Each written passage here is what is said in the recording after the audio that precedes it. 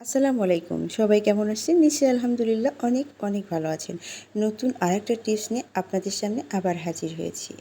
আমার আজকের টিপস শুনলে আপনি আশ্চর্য হয়ে যাবেন, অবাক হয়ে যাবেন। হ্যাঁ, অবাক হওয়ারই কথা। বেসিনের ভিতরে মাছ রাখলে কি হয়? বেসিনের ভিতরে মাছ রাখলে কি হয়? এটা জানতে পারলে আপনি অবাক হয়ে যাবেন, আশ্চর্য হয়ে যাবেন। আপনার ধারণা সম্পূর্ণই পাল্টে যাবে। কেন এই বেসিনের ভিতরে মাছ রাখবো? আর এই মাছ কেনই কী এমন কাজে লাগবে যে বেসিনের ভিতরে আমি মাছ রাখবো? তো চলুন দর্শক জানা যাক এই বেসিনের ভিতরে কেন মাছ রাখবেন। বেসিনের ভিতরে মাছ রাখলে আপনার পুরো পরিবারের খরচ অনেকটা বেঁচে যাবে। আর আপনি আশ্চর্য হয়ে যাবেন, অবাক হয়ে যাবেন। আপনার ধারণাটা সম্পূর্ণই পাল্টে যাবে। তো চলুন দেখা যাক। আর জানার আগে অবশ্যই আমার চ্যানেলটা সাবস্ক্রাইব করে আমার পাশে থাকবেন। নতুন নতুন টিপস এবং নতুন নতুন রান্না আপনার দ্বারে পৌঁছে যাবে। লাইক কমেন্ট শেয়ার করতে ভুলবেন না।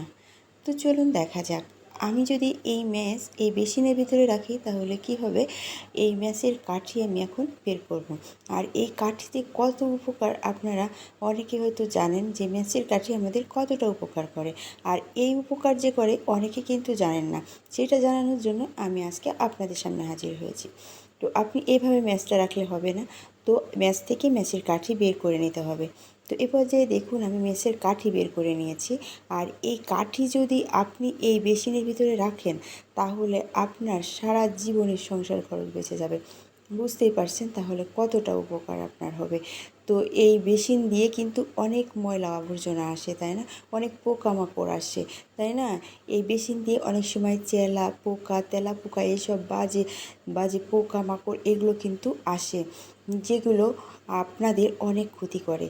তো এই বেসিনের পাশে যদি আপনি রাতে এই ম্যাচের কাঠি এইভাবে সুন্দর করে রেখে দেন তাহলে কিন্তু আপনার এই বেসিনের ভিতরে কোনো সময় কোনো প্রকারের তেলা পোকা কিংবা অন্য যে কোনো পোকাই বলেন সেগুলো কিন্তু এর কাছে ঘেঁষতেও পারবে না। এই বারুদের গন্ধে ওরা এখান থেকে চলে যাবে।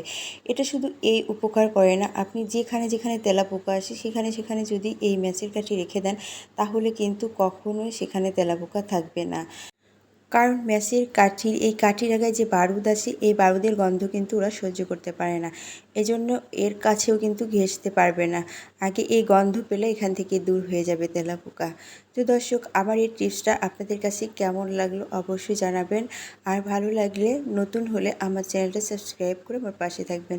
আর যারা অলরেডি করেছেন তাদেরকে অসংখ্য ধন্যবাদ, অনেক অনেক ভালোবাসা। আজ এ পর্যন্তই। আল্লাহ হাফেজ। আসসালামু আলাইকুম।